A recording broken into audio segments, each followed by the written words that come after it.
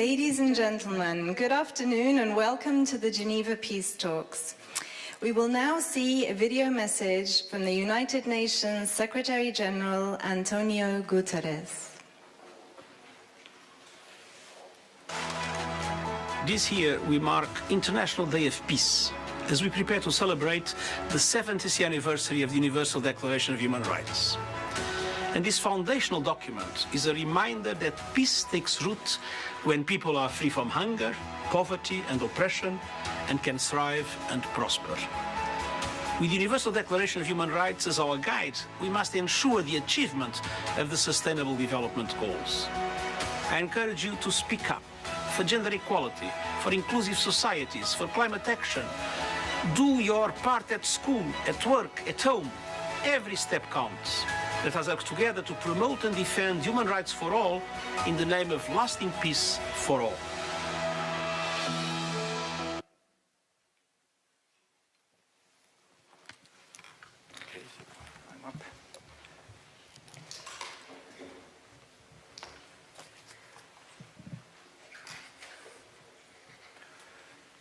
Hello everyone. Does it work? Okay. Thank you all for being here and welcome to the Palais des Nations. I'm very happy to see so many of you coming together on the International Day of Peace in Geneva, the city of peace. Let me first of all thank Interpeace, the Geneva Peacebuilding Platform, and the Swiss Confederation and our many other partners for making this a truly collaborative event. Over the next couple of hours, we will hear powerful personal stories that teach us how peace is about much more than grand negotiations between great powers or about the end of military conflict and the signing of treaties. Peace is just as much about the actions of individuals at the grassroots level. And peace cannot just be wished for. It involves hard work, courage, and persistence. As we will learn today, it's also about responsible, accurate journalism in conflicts. It's about empowering women in their own communities. It's about harnessing insights from psychology, the humanities and the arts. It's about more than politics. It's about attitudes, about a sense of empathy, about breaking down the divisions that we create for ourselves in our own minds. Borders that don't exist in any objective reality, but that we carry with us generation after generation. We will hear inspiring stories, I'm sure about that. But the absence of one voice will be painfully felt. For it was exactly on this day, 1 year ago, that he last spoke in the Palais, right here at the Geneva Peace Talks. Our former Secretary General, Kofi Annan, a close friend and trusted mentor to many, and a role model to even more. He was a peacemaker like no other. Upon accepting the Peace Prize, the Nobel Peace Prize, almost 20 years ago, he said that, and I quote him, "We must start from the understanding that peace belongs not only to states or to peoples, but to each and everyone, each and every member of those communities. Peace," he continued, "must be sought because it is the very condition for every member of the human family to live a life of dignity and security." Words he lived by.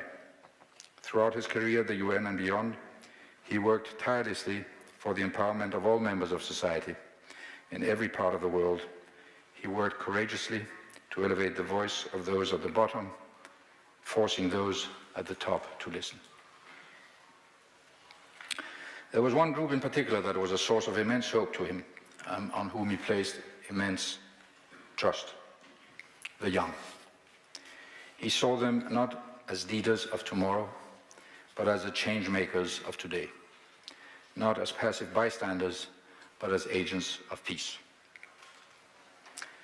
This was a message he shared with us last year, a message that is just as relevant today as it was then, if not indeed more so. Which is why I'm grateful that we're able to hear it once again. Thank you, and now please play the tape. Thank you very much.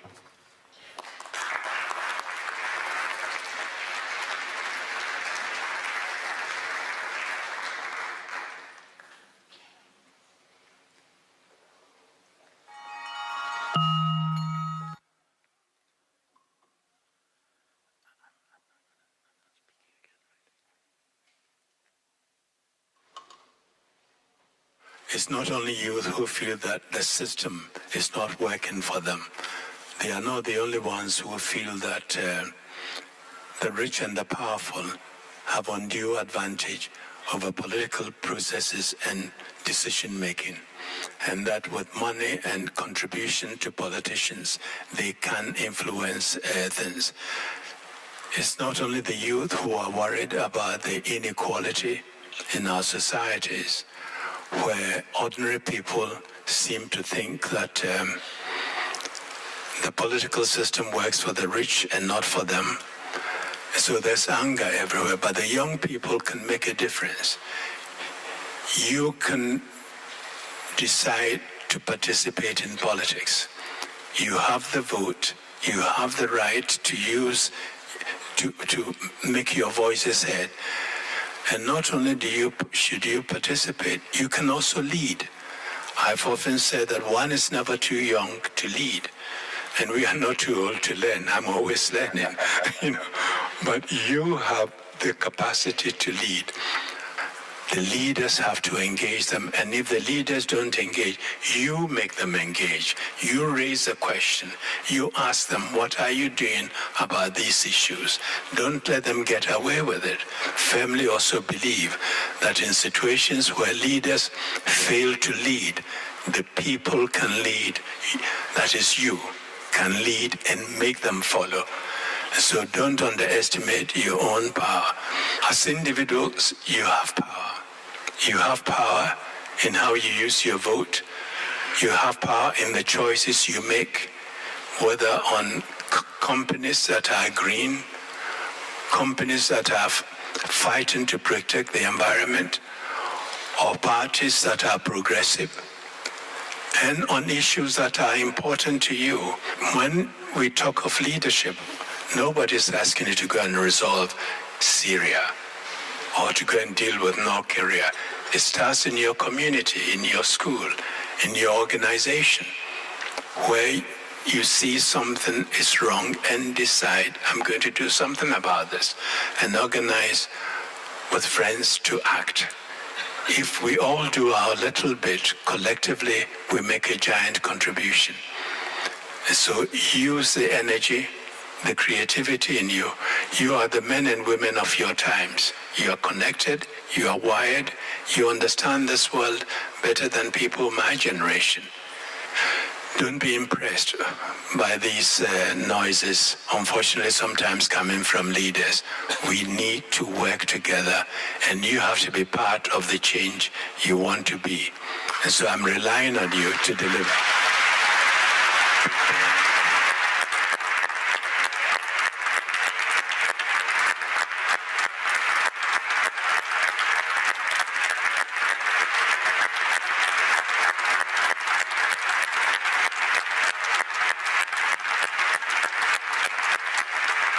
Thank you very much.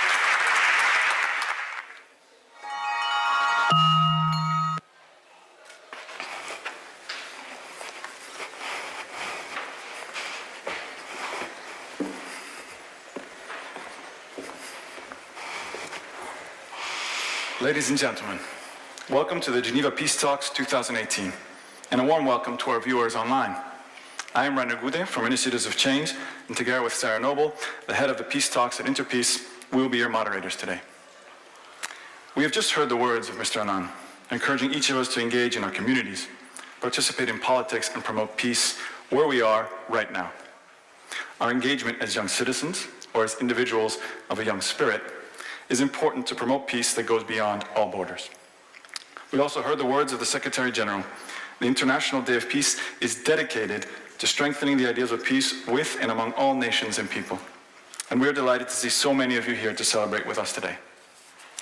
Every day we hear stories about violence and war. Today, the Geneva Peace Talks are here to give you hope. The Peace Talks are an initiative that showcase the inspirational stories of individuals around the world who are making a positive contribution in their community.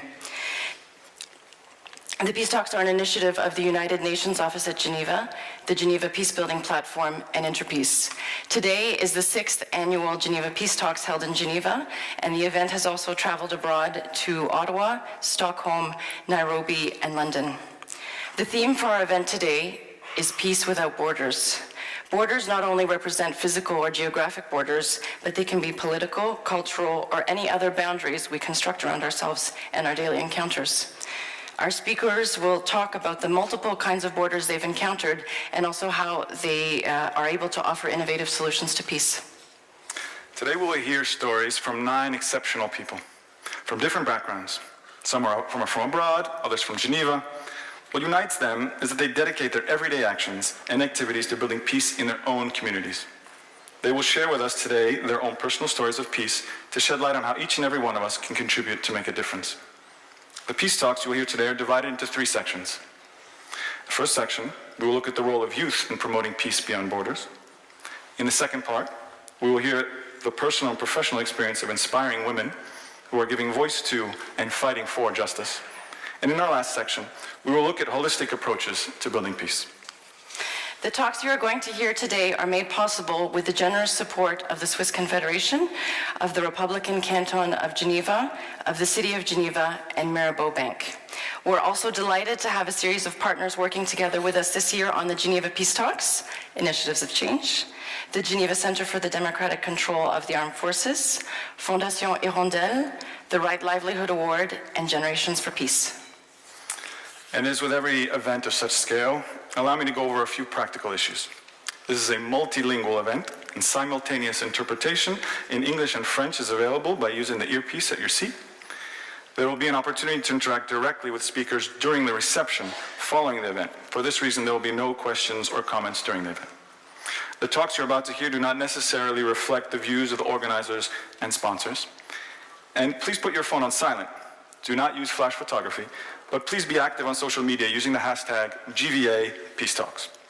Now that that is out of the way, before we introduce our speakers, please have a look around the room. This room is full of peace builders.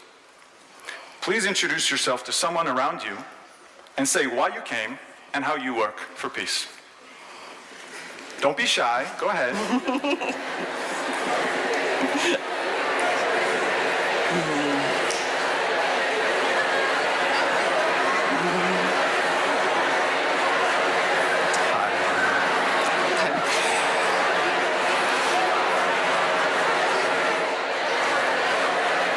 That's nice to hear.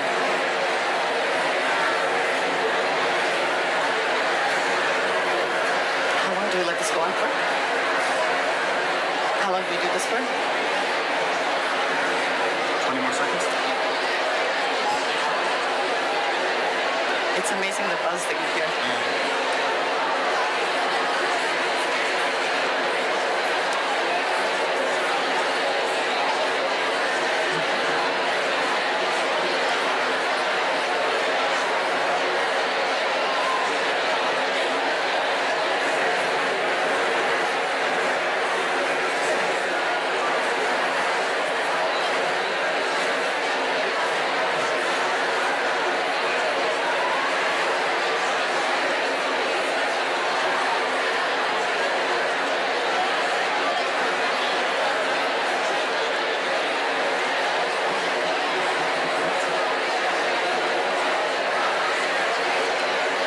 They're talking a bunch? Yeah. Okay. Are you getting... It's you. Yep. So are you getting off? I'm going. Okay.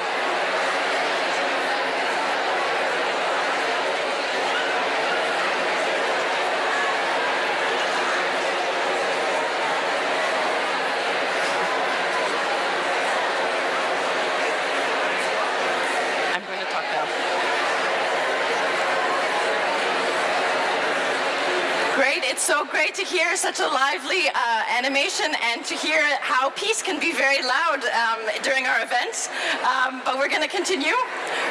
So I'll let you finish up your conversations.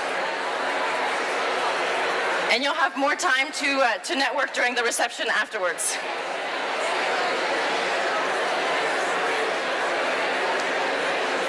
So moving ahead, we're going to introduce our first set of speakers. So great. Again, you can continue networking during our reception. It's so great to hear the energy in the room today. So our first set of speakers are going to be looking at the role of young people in promoting peace. And our first speaker, Aya Mohammed Abdullah, is 22 years old. She's been a refugee for most of her life. She comes from Iraq and has traveled through Syria and Turkey before settling here in Switzerland. She's a student at Webster University where she's studying international relations, and she's a delegate for the Global Youth Advisory Council of the United Nations High Commissioner for Refugees, and she has quite a powerful story to tell us. Please join me in welcoming Aya. Aya, the floor is yours.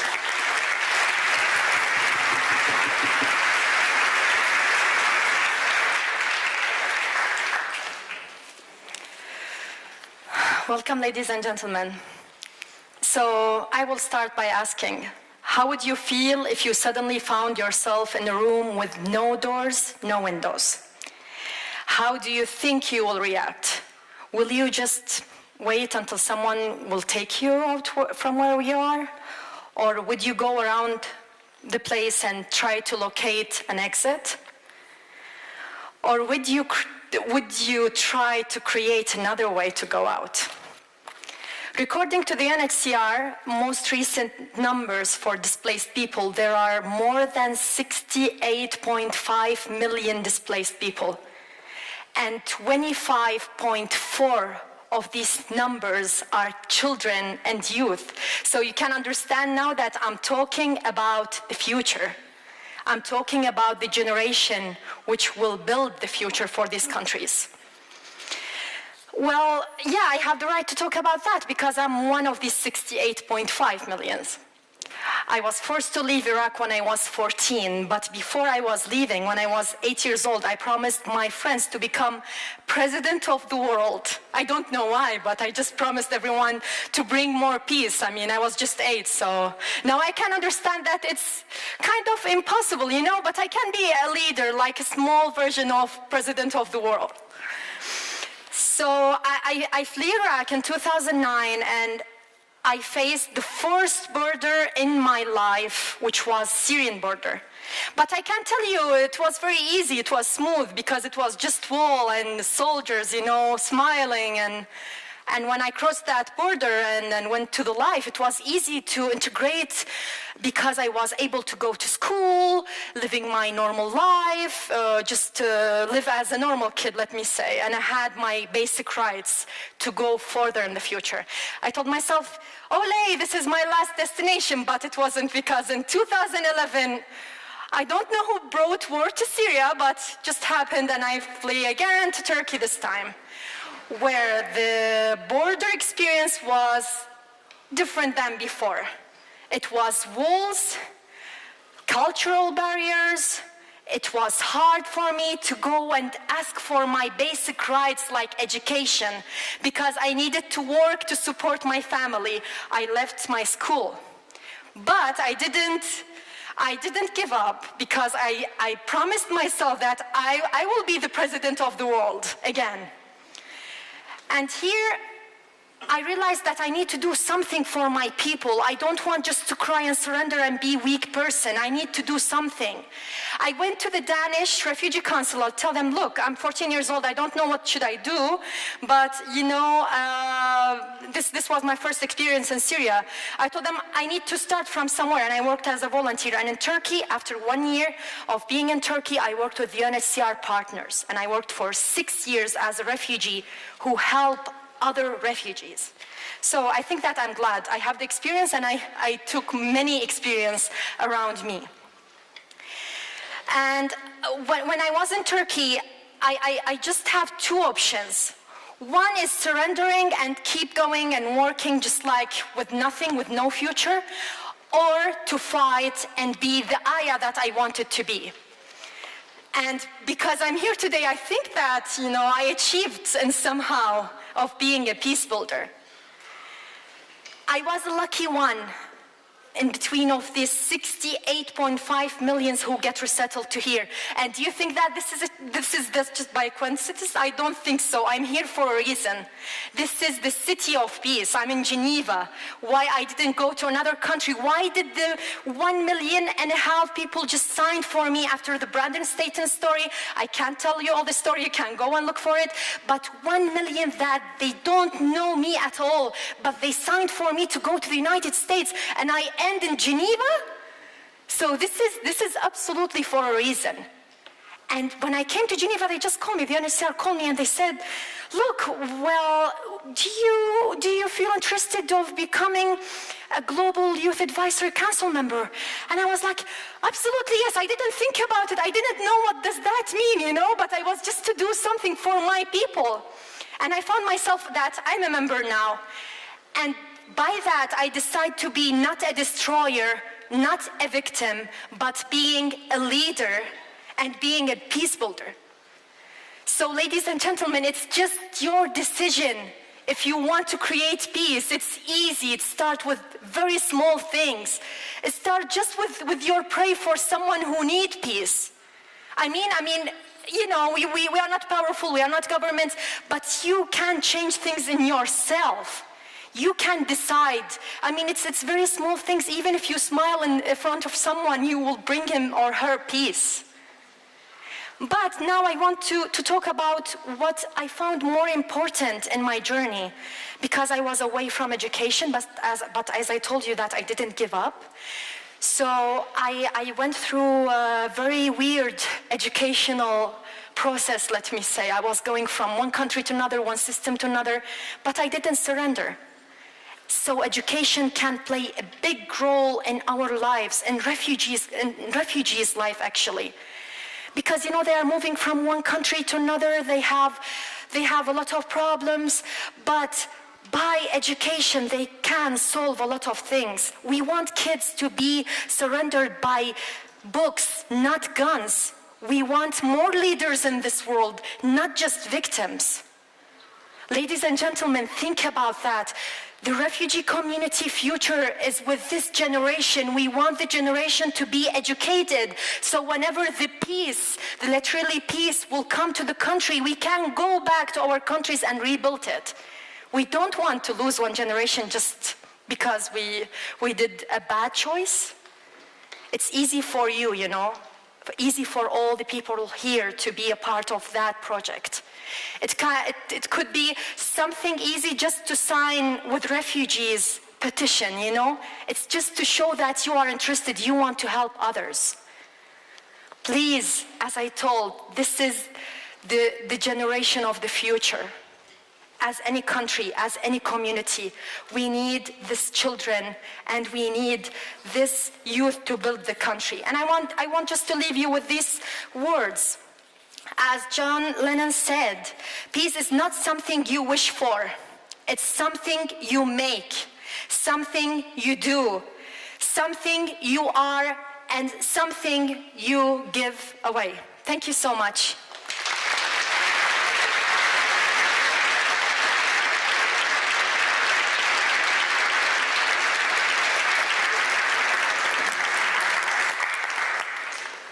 Thank you, for such a powerful talk. It's great to have the president of the world among us. What a great way to start the Geneva Peace Talks. For our second speaker, we'll switch to French. So if you need the headset, please put it on. And we will learn about building peace from within. Here starts the French. Notre prochain orateur est un psychothérapeute et membre de la Société suisse de psychanalyse. Nino Rizzo se focalise sur le développement de l'enfant et de l'adolescent. Aujourd'hui, Nino parlera de la façon dont on peut devenir des individus qui n'ont pas besoin de construire des frontières physiques. Bienvenue, Nino. Welcome, Nino.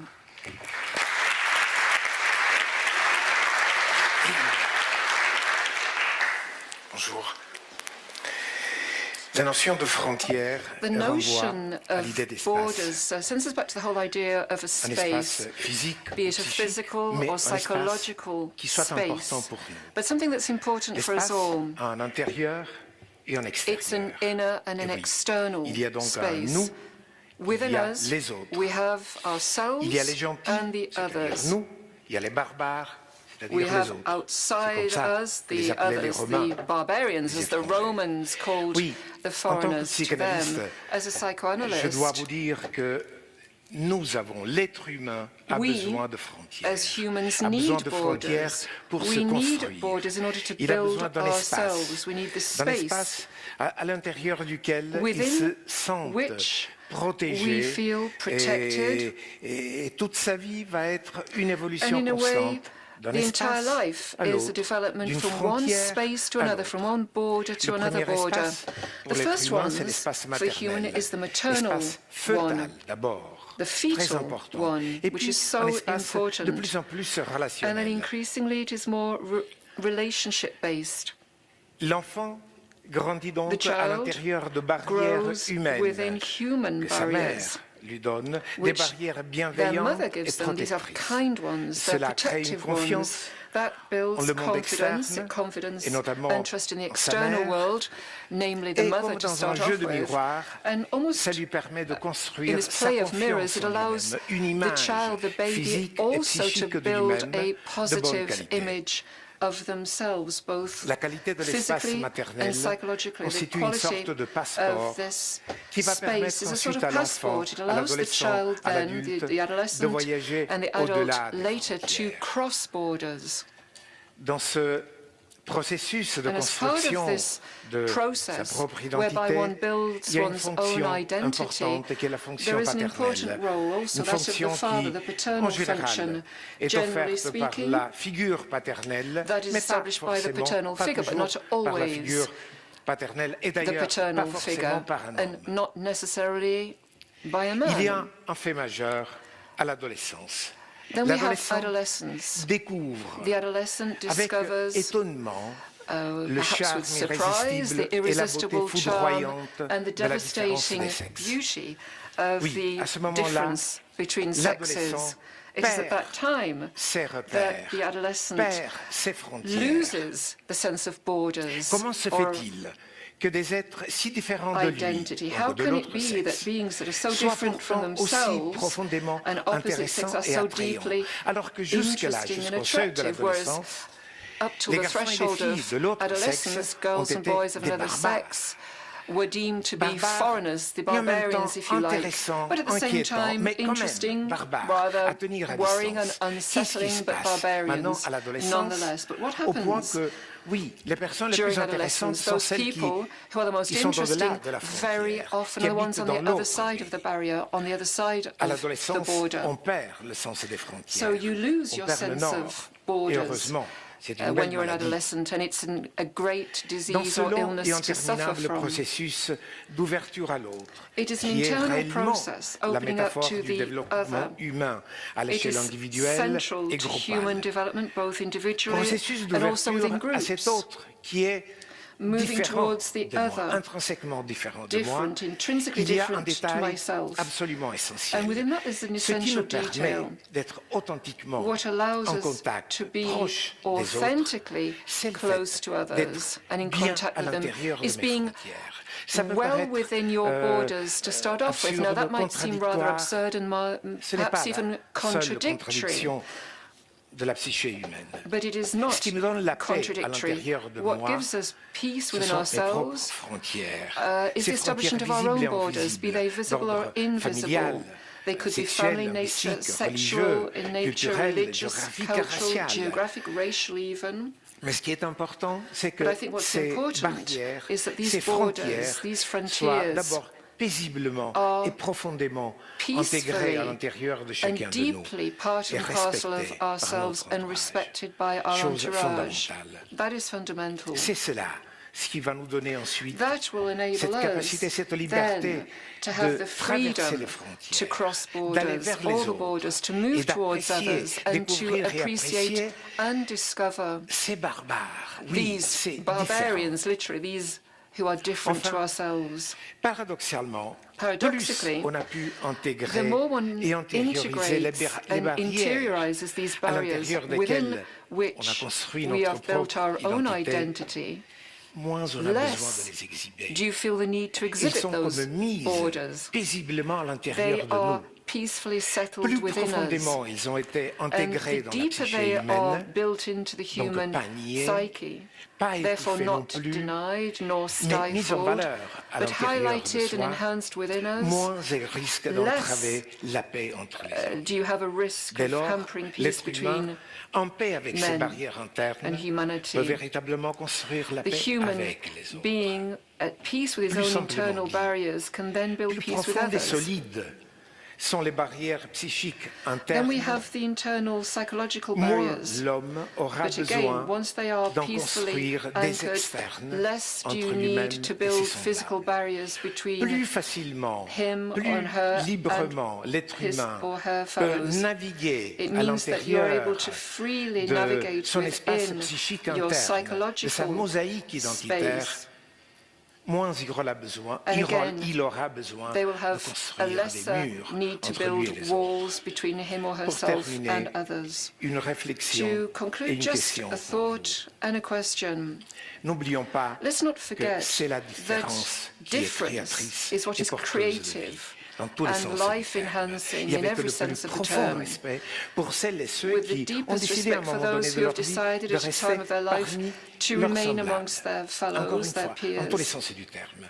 La question, In the broadest sense of the term. la différence est Difference is fondamentale, est also importante. Mais la fundamental. différence est aussi synonyme It de is frontière. synonymous Le défi, la of question, borders and n'est pas de frontiers. savoir si on va It les is not a cacher question ou pas, whether we're going to mais hide ce them qu'on or va en not, faire. but what we're Est-ce going qu'on to va les do with mettre those à l'intérieur borders. de nous? Are they going to be Ces placed within frontières, us, such borders, pour rassurer in un order petit to peu reassure l'enfant the qui est child toujours en nous, who remains within pendant que us l'adulte probably peut aller de all our manière lives, authentique vers so les that autres, the ou adult bien ces can move frontières, and on va les discover mettre à l'extérieur authentically others, or are entre we les êtres going humains pour que ça rassure ensure l'adulte that we can qui n'a reassure pas the su adult en construire within us who à has not l'intérieur been de lui. able to Enfin, build those borders question, properly dans and cette settle sorte them de within village them. globalisé In dans this sort lequel of nous vivons global aujourd'hui, village in which we est-ce live que nous sommes today, vraiment are we prêts à really voyager à and travers truly toutes ready ces to frontières, voyage, to visibles cross et through all invisibles, these visible avec and le respect et invisible la paix borders souhaités? with the necessary Le respect processus est long et and peace? laborieux, It's a et il est long, d'abord à laborious l'intérieur de process, nous, car and it starts within c'est très important. ourselves La paix, first and même la foremost. paix Even peace, intercontinentale, internal peace is internationale, important. d'abord, International est peace as toujours well une affaire personnelle, is always, psychique, first and intime. foremost, an Deux intimate personnes qui peace. soient Two porteuses people who are able d'une grande to, souffrance, deux who personnes are paranoïaques, bearing ne pourront real jamais suffering within them, construire la paix. are never going to Il be able faut to build deux peace. personnes qui You soient need relativement people en to paix start with who à are l'intérieur d'eux-mêmes at peace pour with qu'ils puissent themselves, construire une so that paix they solide. in turn Merci. can build a solid peace. Thank you.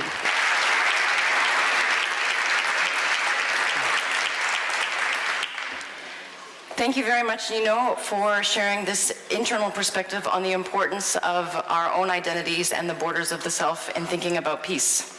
Our next speaker is the founder and director of the world's only museum exclusively focused on the experience of children affected by war. The War Childhood Museum documents over 4,000 articles, interviews, and artifacts exploring the experience of growing up in wartime in Bosnia-Herzegovina and around the world. Jasminko Halilovic is here today to share a message on the role that each of us have in playing and promoting peace in our own communities. Please give a warm welcome to Jasminko.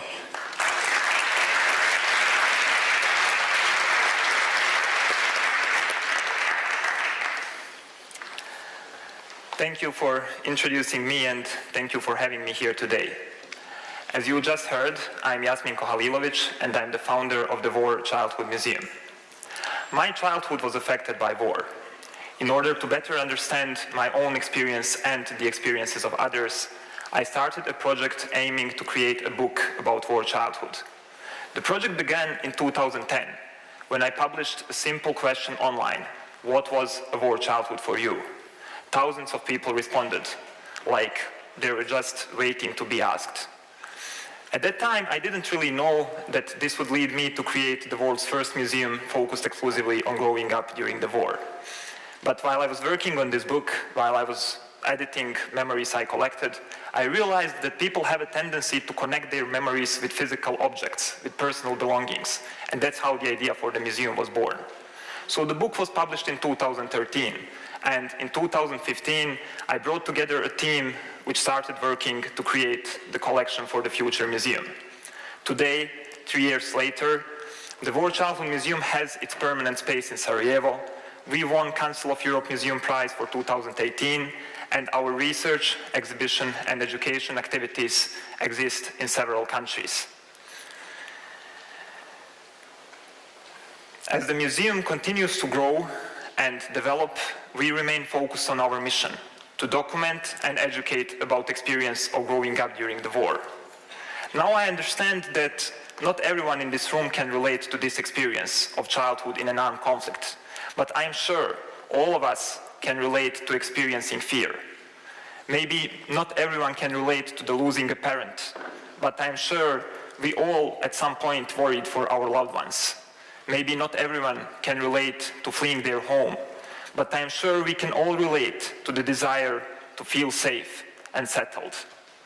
So, how do we see former and current war children? Are they only passive victims whose photographs we see in news articles? At the War Childhood Museum, we have the privilege to listen to and share their stories. We know that these children are resilient, strong, and creative survivors. And while you may not share experience of growing up during the war with them, I am sure that you share many of their fears, their challenges, but also their dreams and their hopes. In the end, we are all survivors of our own stories, and we all should have a right and a platform to tell our stories in our own words. And that's exactly what the War Childhood Museum provides. A safe space for people to share their stories without fear of them being misused or politicized. Our vision is to help individuals to process past and to encourage understanding of different narratives in a society in order to support both individual and collective development. We are a small museum, but we believe that even small museums can have an important social mission. With tens of thousands of museums around the world and with millions of visitors on a daily basis, museums have an important platform to educate, inform, and influence society, including peace building and peace promotion. For example, last year we had 17,000 visitors at the War Childhood Museum, and they filled 7 guest books. Can you guess which 2 concepts were the most prevalent in their responses? Peace and hope. In this time, when Europe is unsure of its future, when the Central African Republic, Myanmar, Ukraine, Yemen, Afghanistan, Syria, to name just a few, are still hoping for peace, in time when the term fake news has become a colloquialism, when populism and nationalism are on the rise, amid all of this, we can all still have hope. But where do we look for hope? I suggest we should look in children's stories. Whether it is an engineer who remembers his neighbor who used to sew patches onto his trousers to make them long enough when he was 7 years old during the war in Bosnia, whether it is a Syrian refugee who fled his country, who was too young to remember his country when he fled it. But as he grew, he heard about it, and now he draws pictures of aircraft he dreams of using to fly over Syria and finally see it. Whether it is a woman who walked into the War Childhood Museum just this year to tell the story about losing her father during the Second World War and said that just now, after 73 years, she found peace, inner peace, after entering our museum, all of them, in different conflicts and different parts of the world, shared similar fears, similar dreams, and similar challenges. But what ultimately connects all former and current war children is hope. Hope that peace will eventually come. So what can we learn from children's stories? Children have a better understanding of time than we do. They have a constant physical reminders of time passing. Every year, they need new shoes for widening feet. They need new clothes for their growing limbs. And they can reach new heights when climbing trees. Children understand that things don't have to stay the same because, well, they don't stay the same, they grow. On the other side, we adults, myself included, at this stage we are more likely to lose centimeters than to gain them. But while we cannot grow anymore like children, we can still choose to grow together in hope and to grow together in peace. So today, as we celebrate peace here and as we stand with those who are still hoping for peace, I would like to ask you all to remember that both choosing hope and standing for peace is our responsibility. Thank you.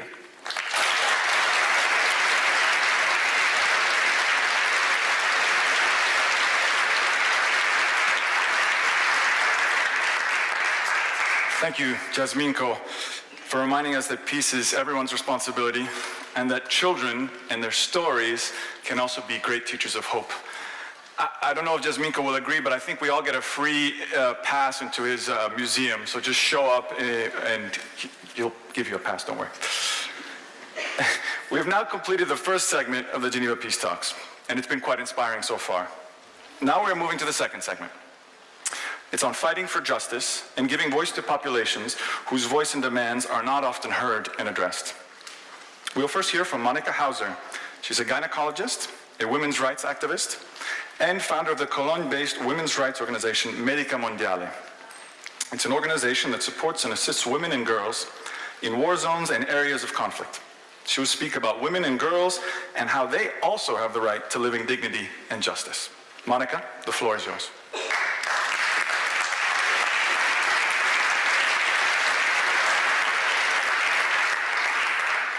Ladies and gentlemen, I would like to take you with me back to the town of Zenica in central Bosnia in 1993. In 1993, war is all around us. I'm a young feminist gynecologist working together with Bosnian female doctors and psychologists. We just have opened the Women's Therapy Center Medica Zenica. Many women and girls have got raped during the war as a part of the war, and we want to support these women, creating a safe space for them. There is Sabina. She's 20 years old and she is pregnant. How can I love this child, she asks me. And how am I supposed to bring up this child on my own? In 1993, when I went to Bosnia, I was very angry. I was angry. The world media was full of scandalizing reports about the women, but nobody wanted really to help them. I absolutely had to do something to change that, using my energy, my strength, my empathy, and my expertise. And it was also an act of solidarity. Back in Germany, I found engaged people, and together with them, we established the women's organization Medica Mondiale. 25 years have passed since then, and my organization has realized further projects in further war-torn areas, where again, hundreds of thousands of women and girls have suffered violence. Many of them are like Sabina. They had no idea how to cope with that, what they have survived, and how they could bring up their children on their own and to help them to grow. Today, survivors of sexualized wartime violence still do not receive enough assistance. What those women need is trauma-sensitive psychosocial approach and support, along with medical treatment, legal counseling, and income generating. But they also need acknowledgement from their communities, from their families, that what they have gone through, this injustice, is a severe human rights violation. Compared to 25 years ago, the difference now is that women's organizations have set up long-term structures where local female activists and professionals work tirelessly and courageously to assist those women on their way back to life. And they carry out this work despite hostilities and threats every day. Together with our partners in Bosnia and Herzegovina, in Kosovo, in Afghanistan, in Liberia, in the DRC, in northern Iraq, we campaign and work to ensure that women and girls are not again and again excluded and isolated, and also to bring perpetrators to justice. And we are calling on politicians around the world to finally back up their words with actions. I want to ask you, why do the women and girls who have suffered from violence do suffer from the consequences during their whole life? And why are most rapists not prosecuted? Why do they walk around freely? And I want to ask you, in whose interest is it to obstruct the implementation of human rights? And why is there no sufficient political will to ensure that women and girls can live a life free of violence?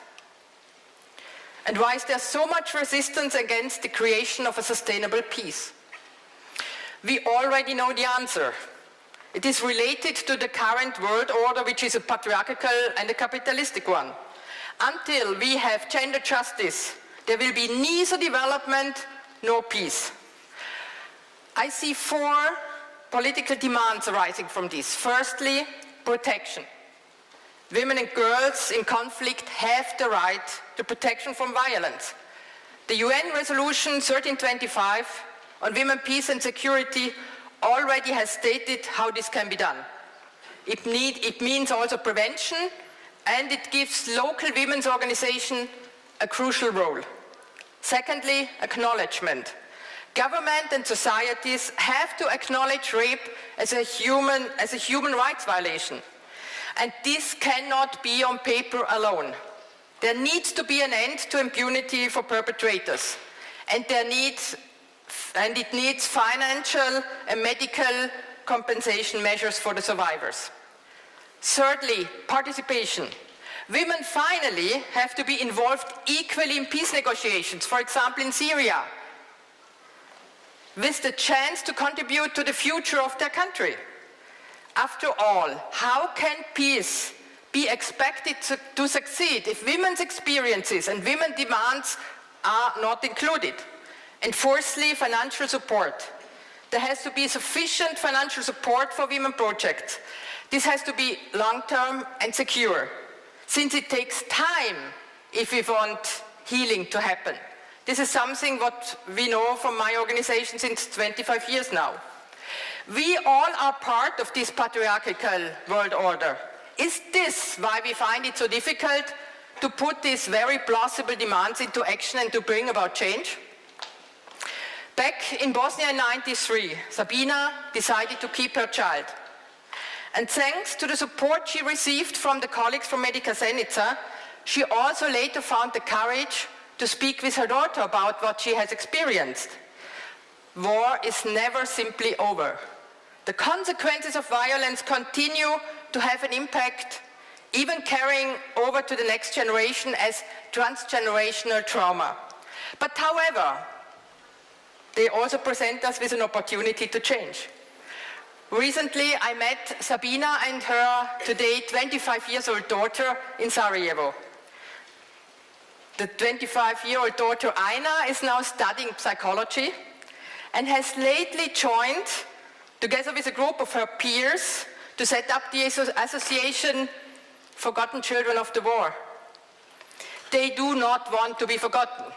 Quite the opposite, in fact. They are no longer prepared to accept the exclusion and the isolation that they themselves and their mothers have experienced. They want to change something and they want to raise awareness. Medica Mondiale will support these young people as they establish their organization now, as we know how important it is to join together and share experience and to raise public awareness. And there can be barely enough men and women acting out of solidarity with the survivors and working to enact women's rights and their political and economical participation. All of us assembled here, from politics, from civil society, women and men can begin to do this now. I do my work for the dignity of the survivors, and I do my work for the dignity of myself. Thank you.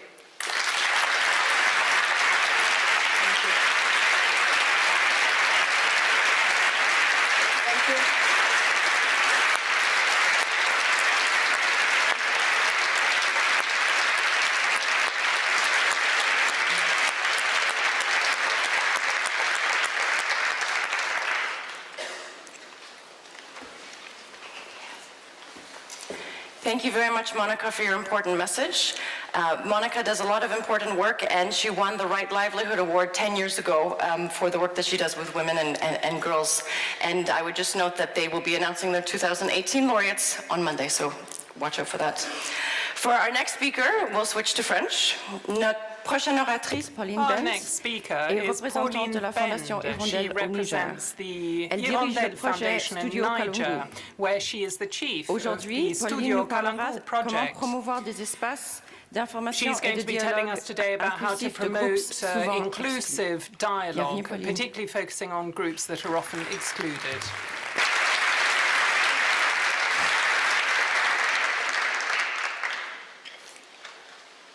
Mesdames et messieurs, Ladies and gentlemen, bonjour. Je voudrais Good commencer afternoon. par un proverbe africain que j'aime beaucoup. let me start with an African proverb that I Tant que love les very lions much. n'auront pas leurs propres And the historiens, proverb les is, histoires until de chasse lions have their continueront own de glorifier le historians, chasseur. then hunting stories will Quand always j'étais enfant, celebrate j'aimais the beaucoup ce hunter. proverbe parce que je I trouvais en like même this temps proverb amusant et very bizarre much l'idée de because lions qui I courent find après it leurs both historiens. Et amusing aujourd'hui, je l'aime and beaucoup parce qu'il reflète beaucoup de situations unusual, dans lesquelles nous travaillons. the story of a Nous sommes dans lion cette chasing salle, a on hunter, entend and because I beaucoup think de- it on a reflects entendu the chacun des situation that we orateurs have partager son in this expérience. Vous room. rentrerez chez vous, You hear vous aurez speakers chacun sharing votre those version experiences, de and l'histoire.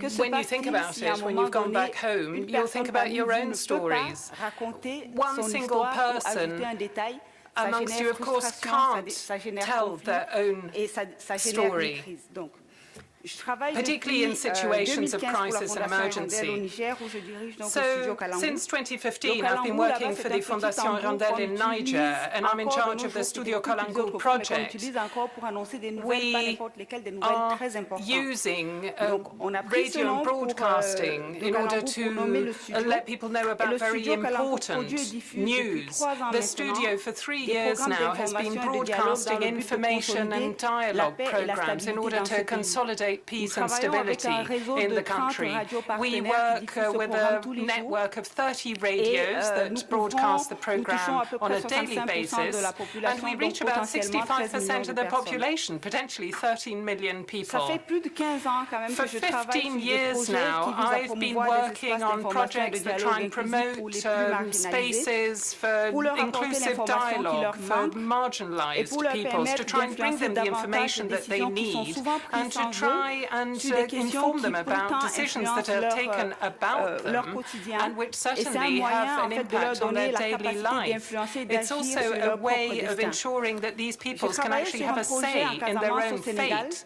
I'm currently working on a dans project lequel in les Senegal, femmes qui in sont pourtant les Casamance, principales victimes where du conflit women qui se who déroulait à are ce moment-là, qui sont the des main mères de victims belligérants of the conflict, qui ont constitué presque who 25% des are victimes de mines mothers and antipersonnelles, more than avaient des expériences de 25% of the violences qu'elles ont victims of subies, mais elles ne pouvaient pas anti-personnel landmines participer had stories aux of discussions. C'est violence grâce à la radio that qui they'd allait à leur suffered, but rencontre they et qui leur a couldn't donné la parole que actually ces be histoires part ont of their pu être discussion. médiatisées, But connues, et c'est comme radio ça qu'on a ensured injecté that ces their expériences stories were dans les able to discussions be sur la discussed paix in dans the cette media, région. and they did become En Sierra Leone, participants en in the peace post-conflit, discussions j'ai eu in la that chance country. aussi, In Sierra l'opportunité de Leone, in travailler a dans chacune des post-conflict régions situation, I had the où, opportunity effectivement, to avec les work in médias, each of the on est regions. parvenu à créer Together une with coalition avec the les défenseurs media, des droits humains. we were able to Encore une fois, establish pour a briser le silence qui coalition entoure les with victimes, people qui entoure les working for violences human rights. We were able subies to par les break femmes, the silence pour amplifier on leur voix violence et pour créer les suffered by conditions d'un women, débat to sur ce ensure that sujet. their voices can Dans be toutes ces heard and to situations, foster la Sierra debate. Leone, la In Casamance all et of d'autres pays these dans lesquels j'ai situations, travaillé Sierra aujourd'hui au Leone, Niger, il y a une Casamance, constante. where I work in D'un côté, Niger, on a des there's gens one qui n'ont pas common la parole, qu'on point. n'entend On the jamais, one hand, we have et persons ça whose se fait en voices toute are never indifférence. heard. De l'autre, You on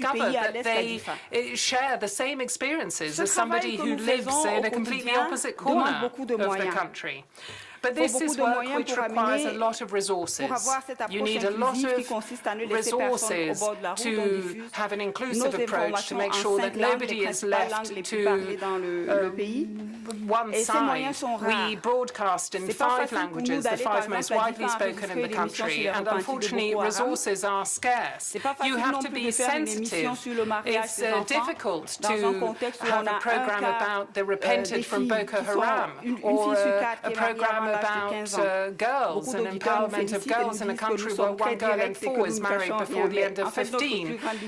Listeners say that we're very direct and that we're reliable, but one of the problems we have is the very piecemeal view of peace, which is still widespread. Our approach is much broader, it's much more anchored in reality. When we record a broadcast and a program on the repented fighters of Boko Haram, we give a voice to everyone involved in the situation without pointing the finger or laying the blame. We look at what's led to this traumatic situation where these former fighters have even ended up killing their own family members. I was lucky to grow up in a family where there was a lot of questioning and discussion. It was on the menu every day. When I was 13 years old and I told my parents I no longer want to get to church, the first thing that surprised me was their reaction. They simply asked me to explain my decision and said, as long as you remained a good person, that's absolutely fine. I believe that it's this heritage of questioning which has allowed me to put in place these media programs as drivers of dialogue, to allow people to express themselves and to allow others to express themselves. The conflict in I very much hope that everyone who's never been heard so far will be able to be heard. That's what we've been doing with the Hirondelle Foundation. For more than 20 years, we've been giving a voice to people who are never heard. And it's this intention to provide dialogue and to ensure that we have this freedom of expression. These are my guiding lights whenever I have to work on a program.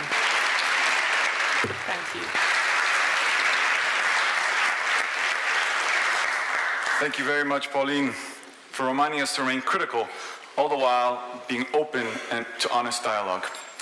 Ladies and gentlemen, it's now time for some music. I'm pleased to invite the jazz section of the UN Music Club on stage. The UN Music Club, which was created in 2003 and provides an opportunity for members of the international community in Geneva to participate in musical activities. Today, we have 5 musicians from different UN agencies and other international organizations who will play 4 sounds of different kinds. Please give a warm welcome to Massimiliano, Florence, Barbara, Patrice, and Paolo.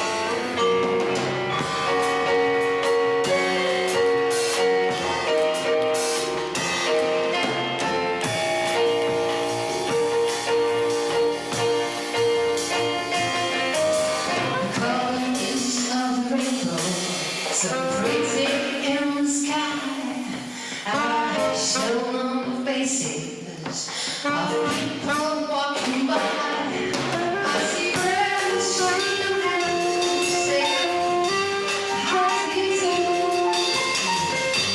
They're really saying, "I love you."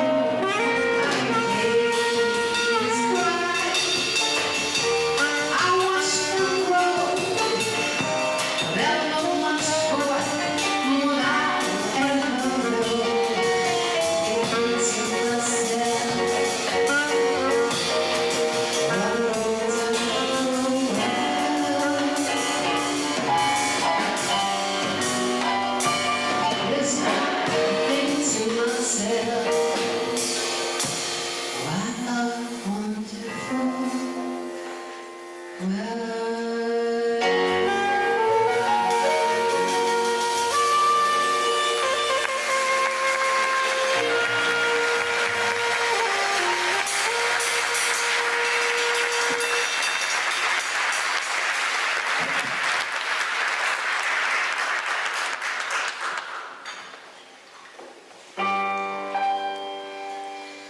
somewhere over the rainbow, way up high, there's a land that I heard of once in a lullaby.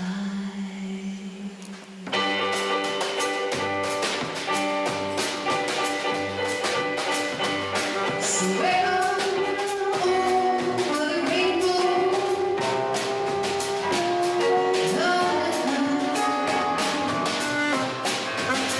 empty dreams that you dare to dream, really do come true.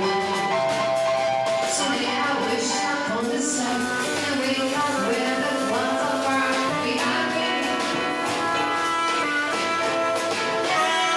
Where troubles melt like lemon drops, and fly away but chilly drops. That's where you find me. Somewhere over the rainbow, where others fly. Let's fly over to rainbow. Tell me why you can't hide.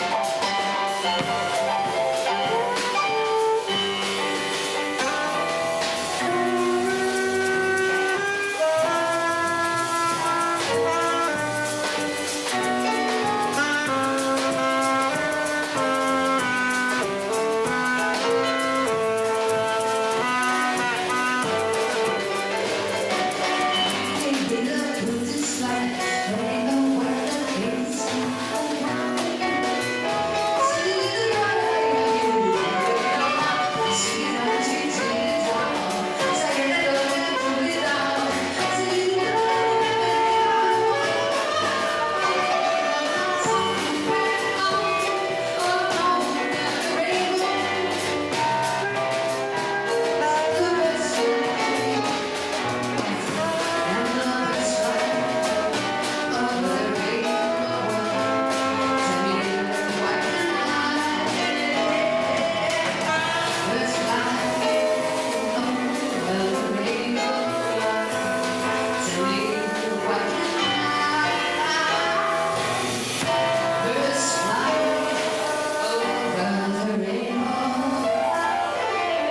Tell me why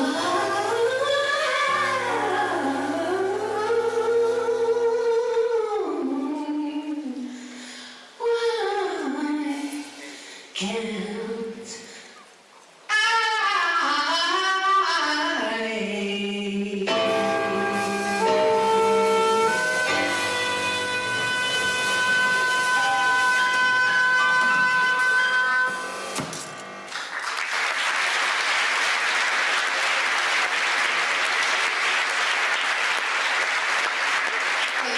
What a wonderful world and what a beautiful place over the rainbow will be. And what a legacy of we will leave our children if we can leave a world of peace.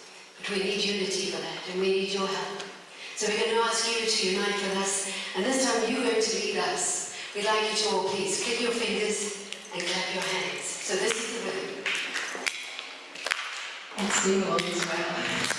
1, 2, 1, here. 1, 2, 1, 2, 1, 2, 1.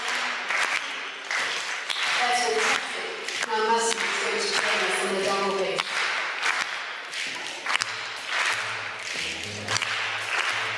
Very good. And we've got Patrice and Paolo on the drums.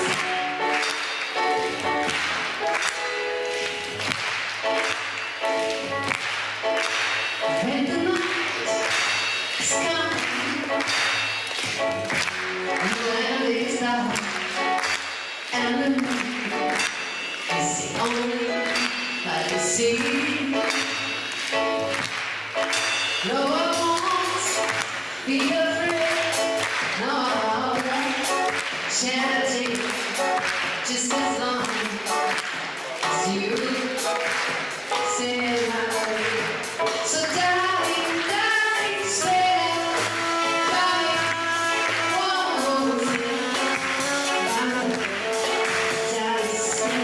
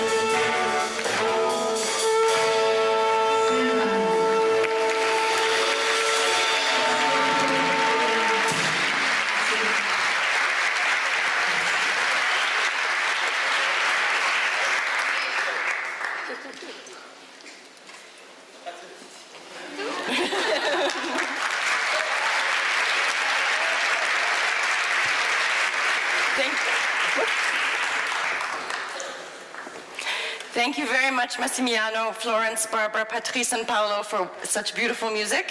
What better example of harmony and peace and going beyond borders than music? Our next speaker will talk about the importance of holistic approaches to building lasting peace. Diana Garcia has been involved in the Colombian peace movement for more than 20 years. She currently works at CS and also works closely in partnership with the Geneva Center for the Democratic Control of the Armed Forces. Please join me in welcoming Diana.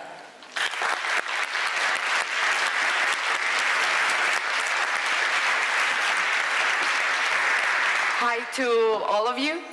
I'm very glad to be here. I want today to invite you to embrace uncertainty.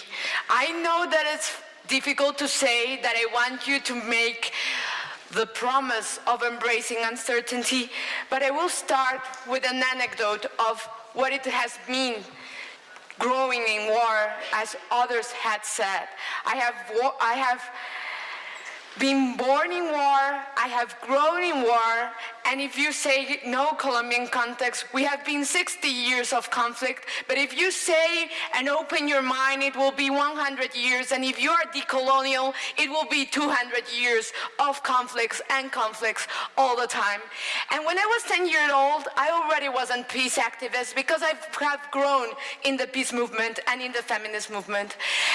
And in that place, I had the opportunity to meet a lot of people that were going out of the country. And I was a very hopeful child.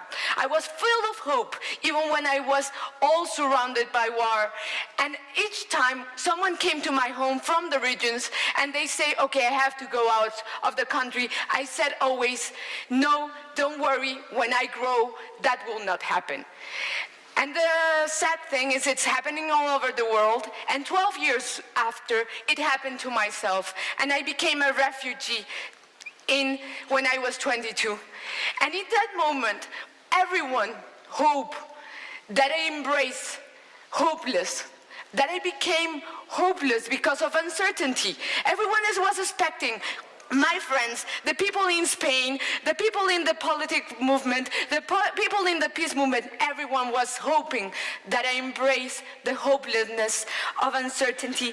But what happened was really different, and I came to this more certain world that is Europe, and then when I came back, I realized that what I have learned, that uncertainty is a doorway for peace.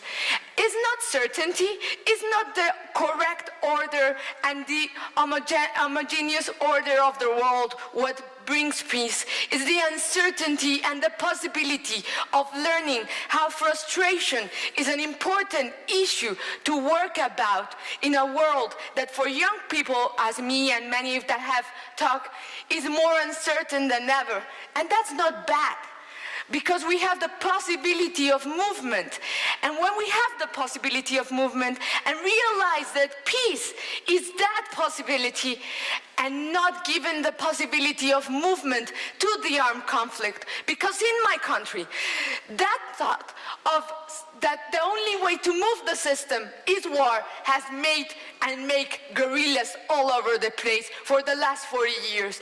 And I think as a peace practitioner that this is very important, because as peace practitioners we many times ask everyone to look for certainty, to look for order.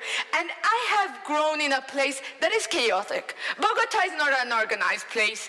I have lived in Barcelona and I was like, wow, this is so orderly, and it's not the most ordered city in Europe. And we are in a very ordered one now. But this thing of, we have a way to say in Colombia is that le falta calle. And it's that sometimes in the global north, there's something about this chaotic street, the chaotic street of the global south, that you sometimes don't understand. And we sometimes don't understand either. But it's important for us to understand that certainty in everyone is a risk. Because when you are certain of what you think, or you are certain that you're the only one that have felt this, or you are have the certainty that you are related to the correct ones, certainty becomes a risk for peace. And in that moment, when certainty becomes a risk for peace, we need uncertainty, and that is what is happening now. Certainty is becoming a risk for peace because we always make borders with certainty. We make a huge amount of borders with certainty, and these borders happen in peace practitioners when they say, what are you, a researcher? Are you an activist? Oh, please, tell me, what are you? And sometimes I say, I'm a researcher, I'm an activist, I'm a feminist, I'm many things, and I don't have to have a single label, so others are certain of what I am, or who I am, of what do I represent. And I have had a real nice opportunity working in the territorial spaces for reincorporation and capacitation in the implementation of the peace agreement.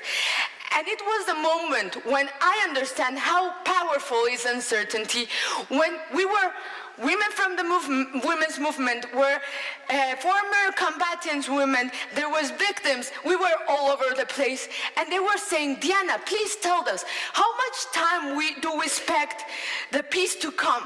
And I say 3 generations.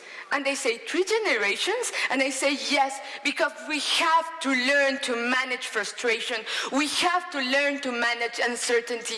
And if we don't understand this in the global world, what will happen, and what is happening in Europe with each time saying we are certain to have our borders, we are certain to have our things, we are certain to be ourselves. It's taking away all that is possible to understand that the global south and all of us that we have lived conflict, we have a lot of things to give, and it's that the possibility of uncertainty is a possibility for a changing world. And if we embrace uncertainty in a world in which it's possible to imagine other things, that it's possible not to think that we are the young people and the adult people that already has everything. We came as they thought that we were the commodity generation, because we will have everything, we will have all the rights, we will have everything. But what is important is to understand that uncertainty is part of life. Uncertainty is life itself.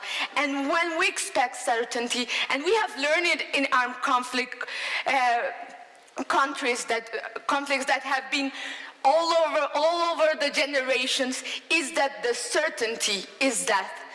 And when we understand that being death is more certain and being alive is full of uncertainty, that gives us the possibility to understand that we have to stop thinking in certain ways and embracing uncertainty as a doorway for peace. Thank you.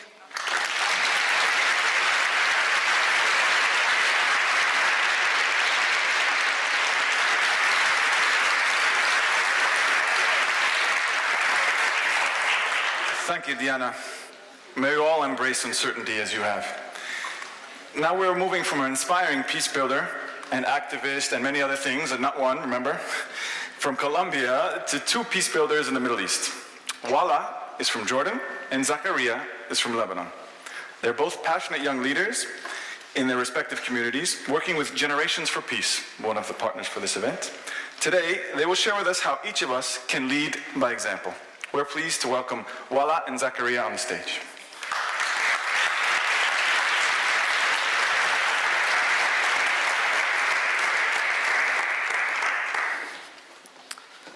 Something leads each and every one of us.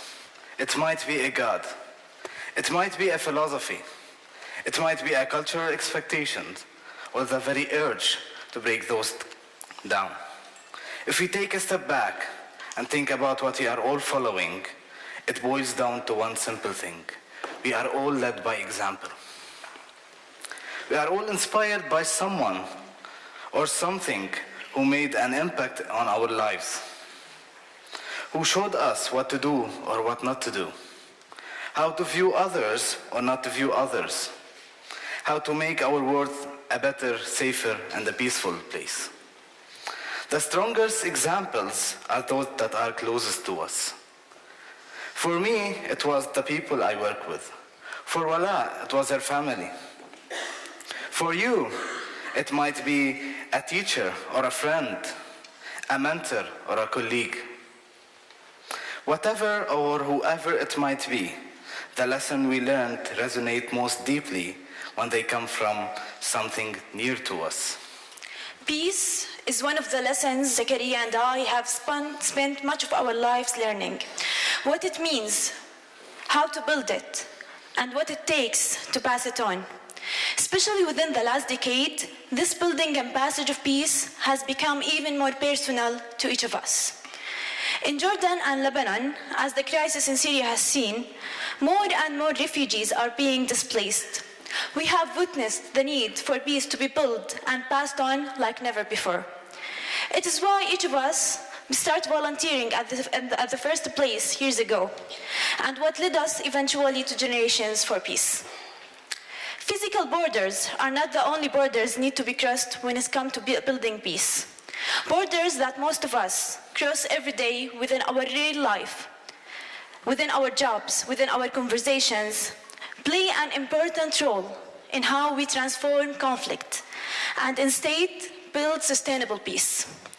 What we've come to learn as committed volunteers in multiple contexts, that the examples that lead others must be brought closer to those who need them most. In order to effectively lead by examples across borders, Wala and I have learned that we must cross a few ourselves. Borders of impact, borders of expectation, and borders of generations. At first, we're going to start with the borders of impact. When it comes to volunteering, some might be tempted to draw lines between real life, our careers, our families, our friends, and the time we spend as a volunteer. Working from the grassroots and engaging with people or leaving an impact as a teacher or coach or leader allows us to cross that border between our real lives and our volunteer lives. Instead of building a new impact, we as volunteers are able to deepen and broaden the impact that our day-to-day lives already have. This is especially important when our contexts grow and change. Today, as hundreds of thousands of refugees integrate more and more into local communities, this change is inevitable. In Jordan, nearly 90% of 1.3 million refugees live in urban centers and local communities. For me, volunteering and leading others in this environment was different from any other experience I ever had. It was the first time for me to work with Syrians, to understand what they have been through from their own point of view. I have learned again and again that impact is magnified when we cross the border between our real lives and our volunteering. In doing so, we are bringing our example and our lives closer to those we seek to impact. The second border we learn to cross is the border of expectation. Peace building is often seen as a high diplomatic process. But when we work within the grassroots, within local communities, and trying to integrate youth and children, we need to be courageous in our innovation and in defying expectation. Much of the work I have done as a volunteer has involved everyday activities like arts and sports to break down barriers and transform conflicts. Both arts and especially sports are becoming more widely recognized as effective ways to invite people to cross borders that once divided them. Sports is a universal language that can be understood by anyone, making it an effective form for peace building across cultural and social borders. The time I have spent with Palestinian Syrian refugees in Lebanon has been deeply shaped by influence of arts. Some of the boys and girls we worked with viewed the arts as something restricted. But through the arts they saw and began to create, they realized that they had found an outlet for their stories. Some were empowered by abilities they had not known they had. Many were inspired by watching us as volunteers and those around them as their peers, expressed themselves in a way that they had not known they were possible. By crossing the border of expectation, we create safe spaces that provide the opportunity for those whose voices might not yet have been heard, to share them in the way they might never have thought possible. In doing so, we bring examples of peace building closer than they ever knew they were. The final border we must cross is the border of generations. Building peace is not just up to us, it's up to those we are involved with. If we expect the peace we're building to outlive us, we must be actively passing it on by crossing generational borders, building not only peace, but also peace builders who can continue that process. The relationships we create and maintain will determine how peace is passed across generational borders. Saleh was one of the refugees I worked with in Lebanon. The memories of the war he had witnessed was so vivid. The trauma he now experienced was so intense. His life had been so difficult that he at one point thought it would be best simple to end it. Being surrounded for so long by dedicated volunteers changed that. Now he volunteers with others who are experiencing what he once did, spreading impact and creating peace builders who will both build peace and pass it on. The theme of this peace talk is peace without borders. But before we can have a peace that has no borders, we must make a habit of recognizing and crossing the borders that exist in our day-to-day lives. Stamping out and erasing the lines in the sand that divides us from them. It is up to all of us not only lead by example, but to bring that example as close as possible to those we seek to impact. A peace for all, regardless of the borders that separate us, be they along lines of race, nationality, ethnicity, religion, tribe, gender. This is the peace we seek to build and sustain. The strongest examples are those that are closest to us. This is the example we seek to lead by, one that not only crosses the borders that divide us, but erases them all. Thank you.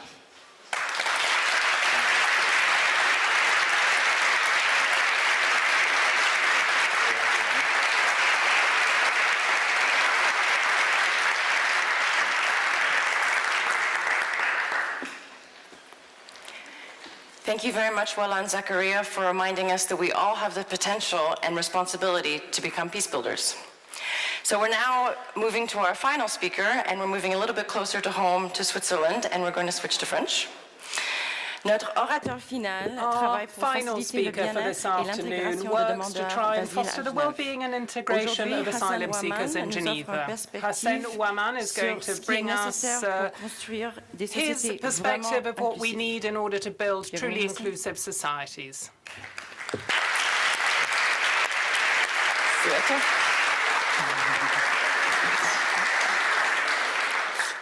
Bonjour à tous.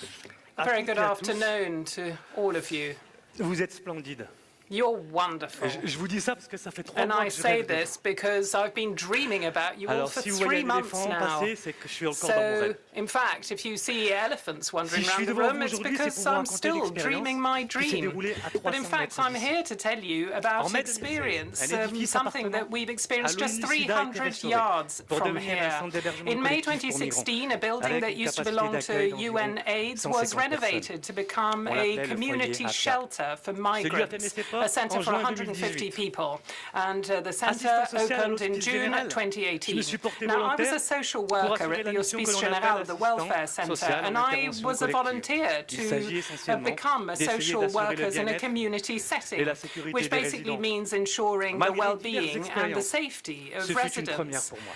And despite the Avant work d'avancer experience plus that I had précisément, already, je tiens it was tout a de new suite à experience inclure for dans me. cette aventure mes trois Now, collègues, I really want to Fabio, include my 3 Jonathan colleagues in what et I'm Barbara, about to ma say, responsable Fabio, Jonathan, and Barbara, of À course, l'annonce d'ouverture our du centre chief. Appia, When the un Appia collectif de Centre bénévoles s'était opened, déjà a constitué pour nous whole venir en aide. network of Dès le premier volunteers jour, j'ai eu la had visite set informelle itself de up in order Martial. to help C'est un des us. responsables From de the l'école very internationale de first day, Genève. we had the Il est informal venu visit comme of ça, mon bureau était Martial, vide. somebody who Il m'a is juste in mis, fait charge une of the tape dans le dos. international school, Il m'a very dit, on va le close to faire, us. ça va le faire. He Aie simply confiance. patted De me on temps the en back temps, and les said, petites we're marques going to de do sympathie, this, have elles peuvent faith. avoir un grand And effet. sometimes you can Ce get fut a pour moi huge le boost point de from from such small signs of affection, and it really was the starting point of my adventure. Over a 2-year period, the centre has sheltered 250 people, essentially single men. Some of them are here with us this afternoon.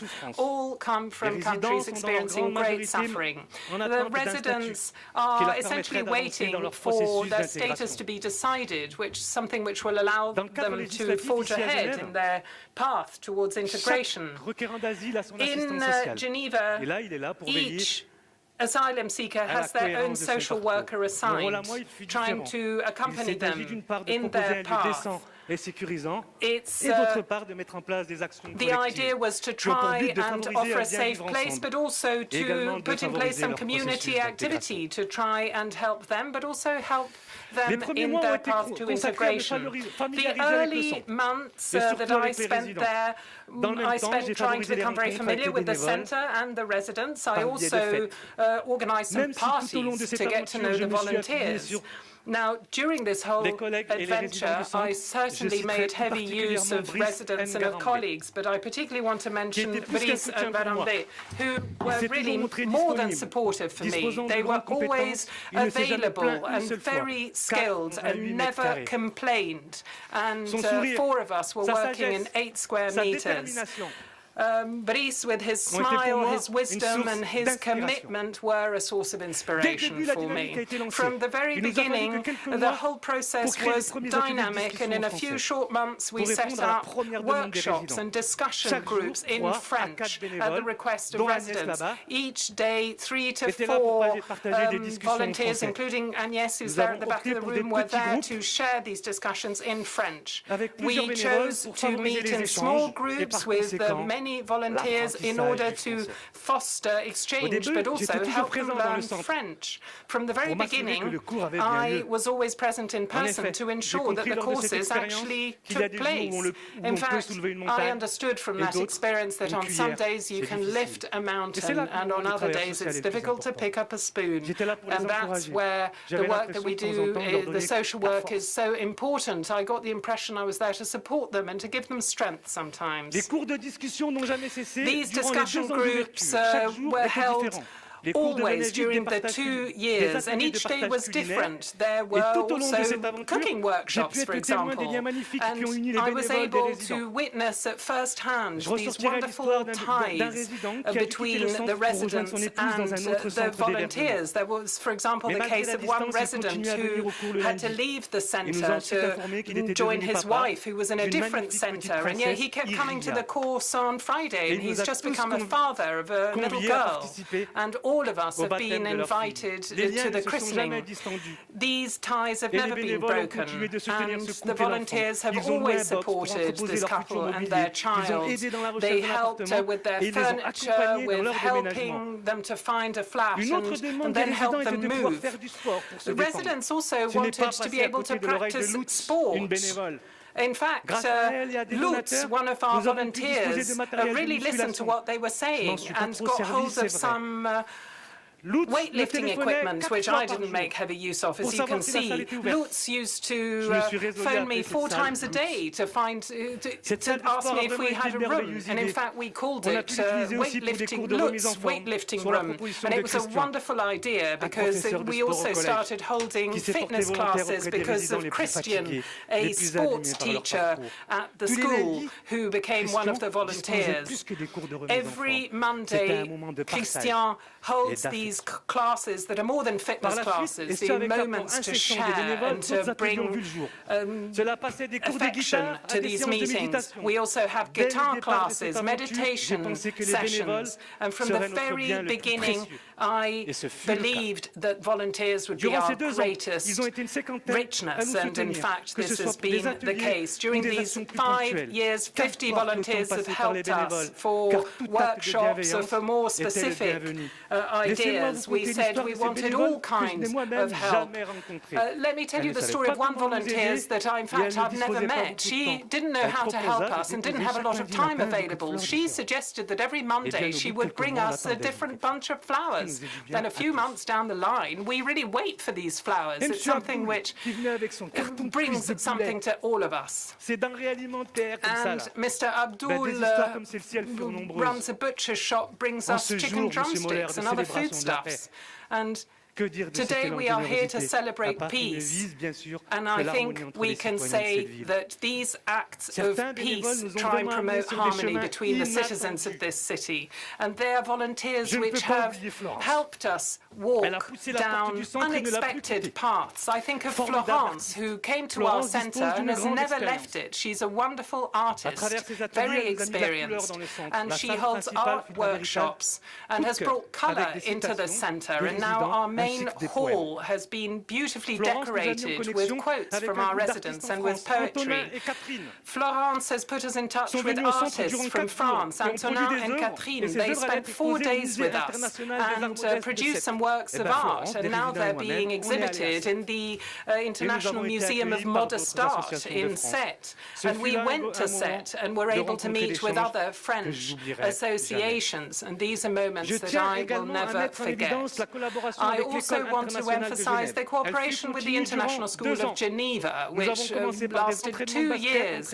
We began to hold basketball training between students and residents, and then football and volleyball tournaments, and then we actually held talks to discuss global issues. Whenever we had a party, the school allowed us to use their facilities, and much more than this, because they lent us their technical staff. This is really institutional fraternity over and beyond cooperation. During one of our parties, we also heard from the storyteller Kamel Zouaï. I confess he's a childhood friend of mine, and when he rings me up, he says, "Never forget, Hassan, that behind every migrant there is a story, and behind every story there is a human being." He spent a week with us, and he spent his time with a group of residents and included this into one of his stories. And at the end of 2017, we were also able to benefit from the talent of Licha Kiri. It's very important to build networks, and it's easy to do so if you say what kind of approach you're going to have. Volunteers are many, and I can't quote all of them, but they have all made a real contribution to the integration and to the outreach of the Appia Centre. Perhaps I can just mention some associations that I've worked with a lot. John and Sarah from Trois Chaînes Accueil, Albana from UPA, Anya from Horizon Académique, Mirella from La Roseraie, and there are many others I'm not mentioning. As we here celebrate peace today, I would like my friends to join me here, but let me tell you something before that happens. I said I was a social worker when I started my talk, but I grew up with people for whom there were no borders, just horizons. That's part of why I'm here. Please come up and join me. Allez, allez, Jimmy, allez! Jimmy.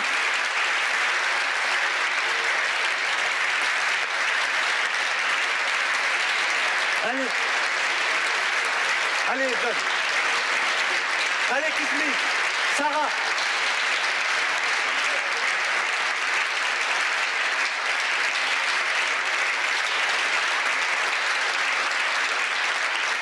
Merci.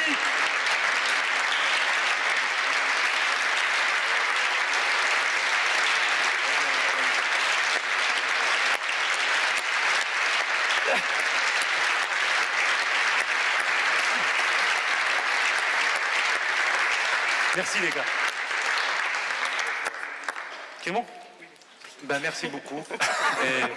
Et bonne fête. Thank you very much, and I hope you enjoy the reception afterwards.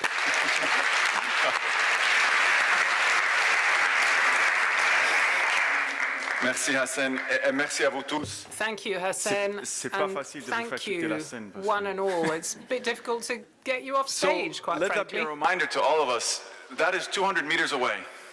Just outside of these walls, there's a space to volunteer. We can all work for this. There are no excuses for us not to find a way to contribute to those who need it most, even here in our own wonderful city of Geneva. So there's a lot to say about peace, and yet sometimes, perhaps there's nothing to say at all. After having heard so many powerful stories and messages, perhaps a little silence would be useful.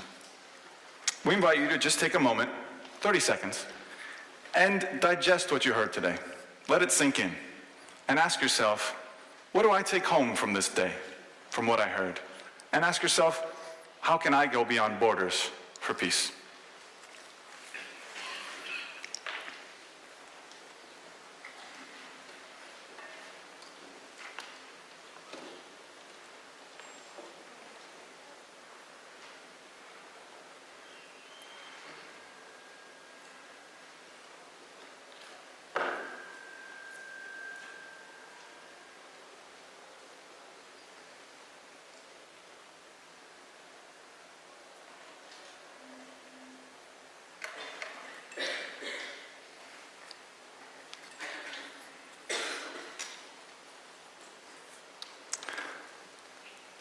Thank you.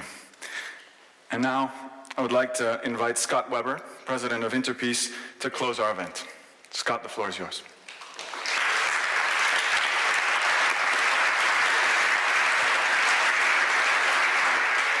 Good evening, everyone. We've just heard 9 amazing speakers share their personal stories. Thank you. Share their personal stories about life as a refugee, the experience of war as a child, the importance of building peace from within, the importance of empathy, of dignity, of uncertainty. Thank you for that. But most of all, I think we've heard that the most important borders we have to traverse are in our minds and in our hearts. I hope that you have been inspired by what you heard today to consider, what can I do, what can you do to make the world a more peaceful place?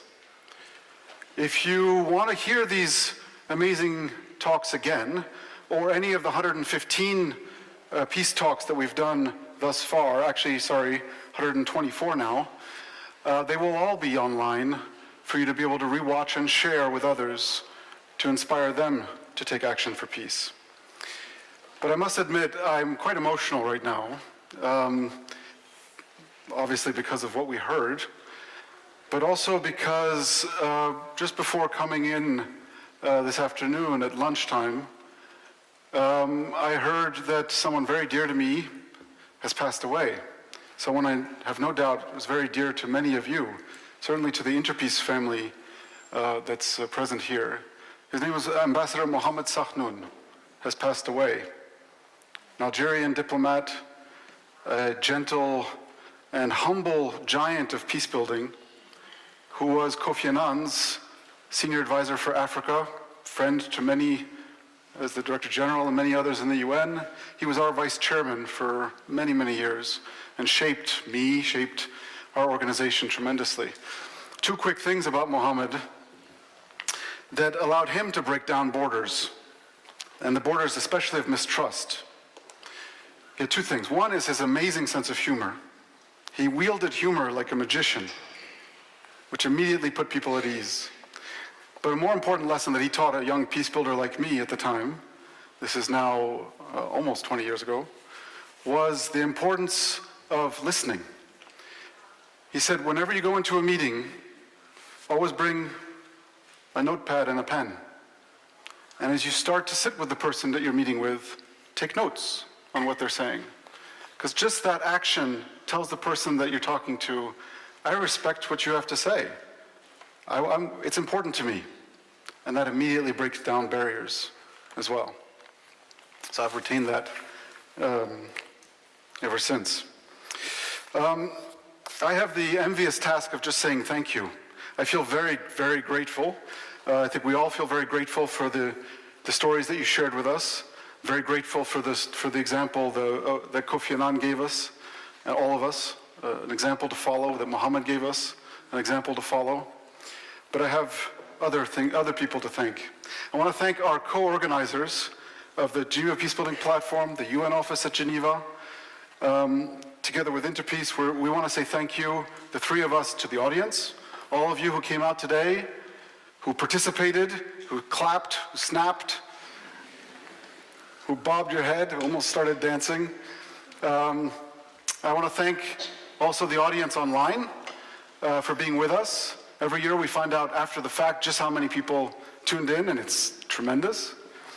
I'd like to say thank you to our sponsors, the Swiss Confederation, the Republican Canton of Geneva, the City of Geneva, and Mirabeau Bank all contributed to making this possible. I'd like to thank our partners, Initiatives of Change, the Geneva Center for the Democratic Control of the Armed Forces, Fondation Hirondelle, the Right Livelihood Award, and Generations for Peace. And of course, the UN Music Club Jazz Section. So,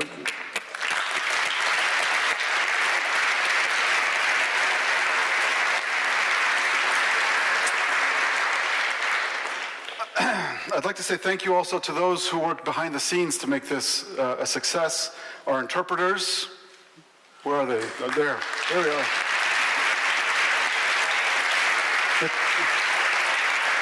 The technicians, our security guards, keeping us safe at events like this.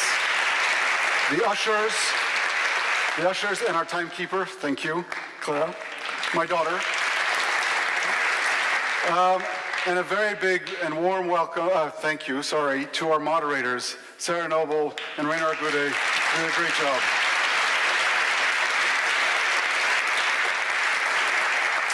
I have the pleasure to invite you to a reception at the Bar Serpent, just around the corner, when you leave the room, that is offered to us generously by the Swiss Confederation, the Republican Canton of Geneva, and the City of Geneva. There's a photo booth there where we hope that you will participate in expressing your commitment to peace. And to finish, I would like to invite all the speakers back up on stage with me and our moderators to say a warm thank you from the audience, yeah? Let's invite them on stage. Yeah?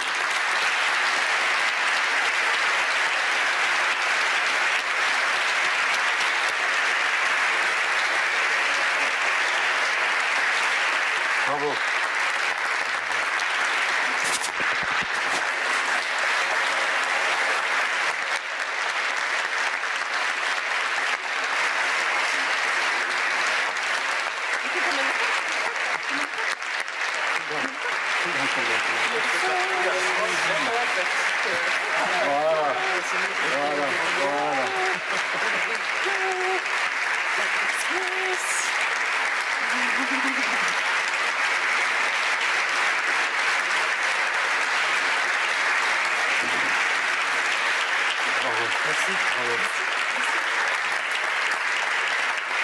Thank you, and go in peace.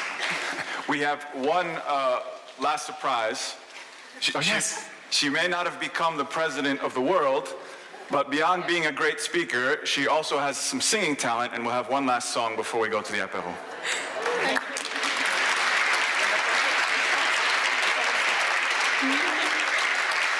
Well, now I need to take you to my culture. So we will travel while we are in this room, and we can understand that peace could come also with music, with voice, with songs as well. Aman, aman,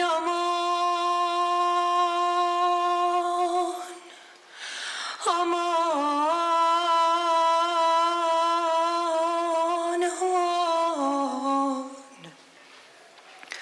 Beli معاك بلي بلي بلي بلي يا ابو الجبين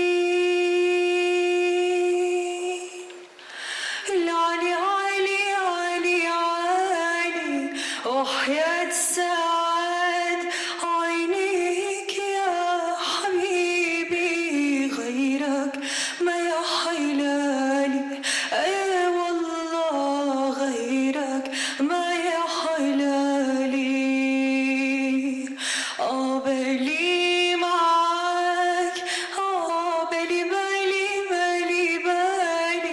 Eu